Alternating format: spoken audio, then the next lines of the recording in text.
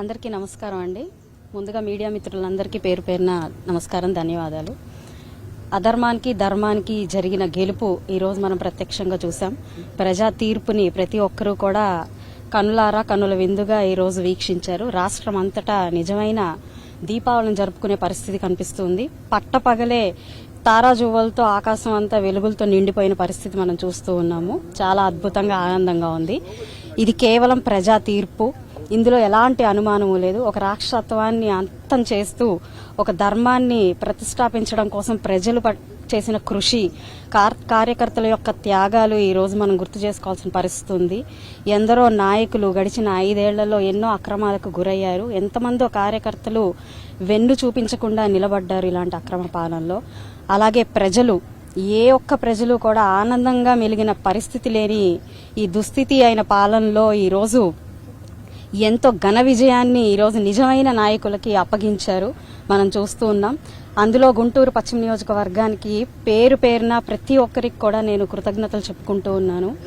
ముందుగా మహిళా మనులకి, గుంటూరు వెస్ట్ అంటేనే మహిళలు గుర్తొస్తున్నారు నాకు. వారు చూపించిన పోరాట పటిమ, నన్ను చాలా సొంతం చేసుకుని వారు కనపరిచిన ప్రేమ గాని, అభిమానము ఎంతో మరోలేనిది. ఈ రోజు ఏ విజయం నేను సాధించాను అని నేను భావిస్తున్నానో, ప్రజలందరూ భావిస్తున్నారో, ఇది గుంటూరు పశ్చిమ నియోజకవర్గ ప్రజల యొక్క గెలుపు, విజయంగా నేను చాలా గర్వంగా, ఆనందంగా చెప్పుకుంటూ ఉన్నాను.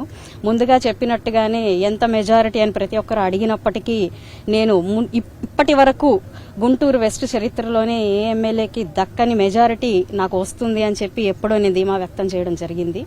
అలాగే ప్రతి ఒక్కరూ కూడా అది నాకు అందించారు అని భావిస్తున్నాను. చాలా ఆనందంగా ఉంది. ఇక అద్భుతమైన పాలనలో, సుభిక్షమైన ఈ పరిపాలనలో ప్రజలందరూ చాలా బాగుంటారు అని చెప్పి చాలా ధీమా వ్యక్తం చేస్తూ ఉన్నారు. ముందు టికెట్ సాధించి గెలుపు చేయాలి అంటే చాలా కష్టమైన పని. ఎలా భావిస్తారు గెలుపుని?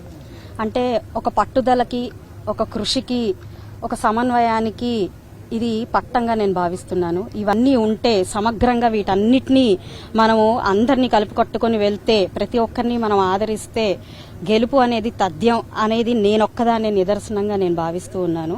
ఈరోజు ఇది ఒక్క వ్యక్తి గెలుపుగా నేను భావించడం లేదు.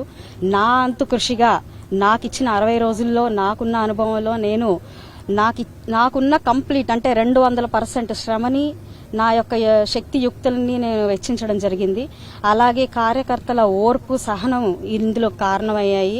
ప్రతి ఒక్కరి ప్రజానీకం యొక్క అభిలాష ఈరోజు ముందుంది. పవన్ గారి త్యాగం ముందుంది. చంద్రబాబు నాయుడు గారి ఆయన యొక్క బలమైన దీక్ష, ఆయన యొక్క రెస్పాన్సిబిలిటీ మనకు కనిపిస్తుంది. ప్రజల అందరి భారం ఆయన భుజ స్కంధాల మీద వేసుకుని ఈరోజు ఆయన ప్రజల కోసం, ఆంధ్ర రాష్ట్ర ప్రజల కోసం నిలబడ్డారు. ఆయన యొక్క ఈ దీక్షత కనిపిస్తూ ఉంది. నారా లోకేష్ గారి స్ఫూర్తి కనిపిస్తూ ఉంది. ఇందరి యొక్క సమిష్టి కృషే ఈ యొక్క విజయంగా నేను భావిస్తున్నాను.